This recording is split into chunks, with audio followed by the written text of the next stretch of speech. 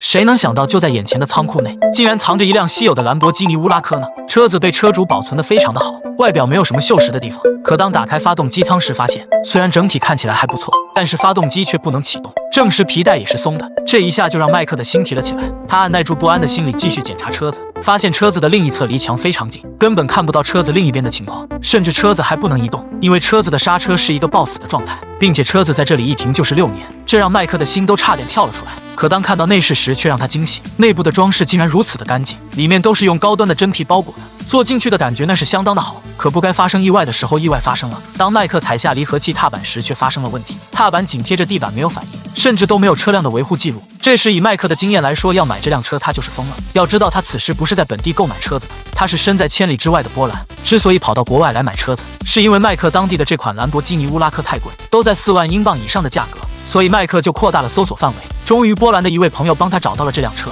还给麦克拍了一些车子的视频，并且是以25000英镑的低价出售这台车子，所以这个价格让一个老司机都动了心。当时就坐飞机来到了这里，可没想到看到车竟然是这样的情况，心里在一直打鼓的他把电话打给了爱德华。麦克将这里的情况都告诉了他，准备问下爱德华的意见。在二人的几番商讨后，麦克终于下定了决心。于是麦克让车主再次保证车子靠墙的一边没任何问题后，才以21500英镑的价格买到了这台兰博基尼跑车。这可是一台比较稀有的车型，在70年代推出时，全世界才售卖了800辆，配备了高性能的2.5升 V8 发动机，具有220匹的制动马力，100公里加速只需要6秒。麦克之所以购买这台稀有的兰博基尼，就是为了不久后兰博基尼的50周年庆典。麦克想在这个时候售出赚一笔大钱。在等待了1周多的时间后，这台老古董终于被运到了车厂。麦克几人费了9牛2虎之力才将车子卸了下来。爱德华决定先从发动机入手，让发动机发动起来才是这次修复的重中之重。引擎从外边来看非常的漂亮，但是遗憾的是没有维修记录，所以爱德华决定先更换凸轮皮带，解决点火的问题。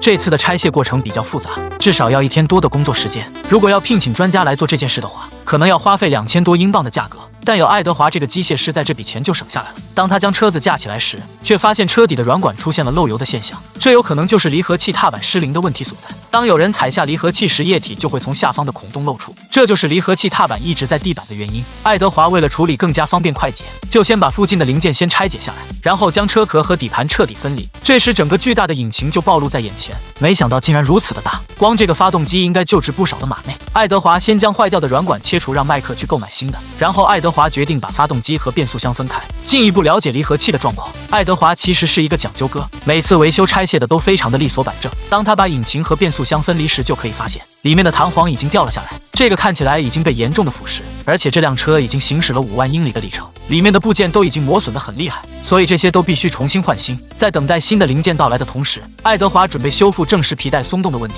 他先将周围碍事的部件都拆除掉，接着用扳手缠上布带，将上面齿轮的记号对齐钢体上的标志。当曲柄处于上方指点位置时，将变速箱和引擎重新闭合，让变速箱上的线条完美对齐。这时就可以拆掉上面的正时皮带了，上面的皮带轮已经磨损得很厉害，运转起来也不是那么的丝滑，所以爱德华准备将其卸下来，用砂纸把外表腐蚀的地方都打磨掉，然后给其重新更换一个轴承，这样在安装上新的正时皮带时，就解决了之前的宽松问题。等这个问题被解决后，爱德华就把发动机上老化的零件全部换新，与此同时购买的新零件也全部到货，他将其都一一安装了上去。经过了几个小时的精心处理后，就到了引擎和变速箱的链接阶段。安装的过程还是比较顺利的，不一会车子就重新组装到了一起。这时麦克也正好赶了回来，准备尝试启动一下车子，可没想到车子竟然没有启动成功。此刻二人的心都提到了嗓子眼，难道这次的车子真的被坑了不成？还好经过了一番检查后，终于启动成功，让二人激动的双击掌庆祝。此时此刻麦克的心才算真正的放了下来。但鉴于这台车子是4个双节流的老款化油器，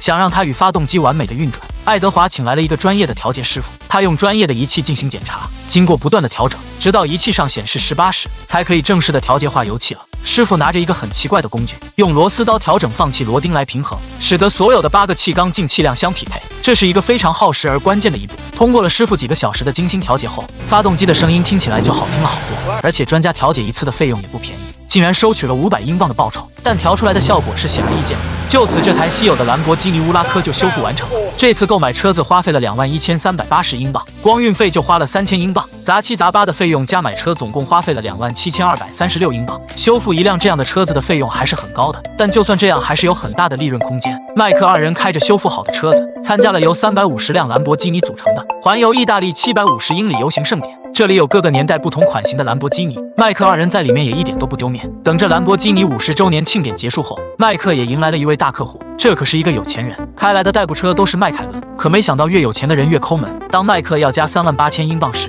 客户却直接摇头说价格太高了，只想给33000英镑。幸好麦克也不简单，经过一番劝导和引诱下，最终以36000英镑成交了。这不得不说，豪车的价格就是高，修复一辆能顶修复普通车好几辆的利润。如果大家也喜欢这款兰博基尼老车，请给我一个大大的点赞，谢谢各位。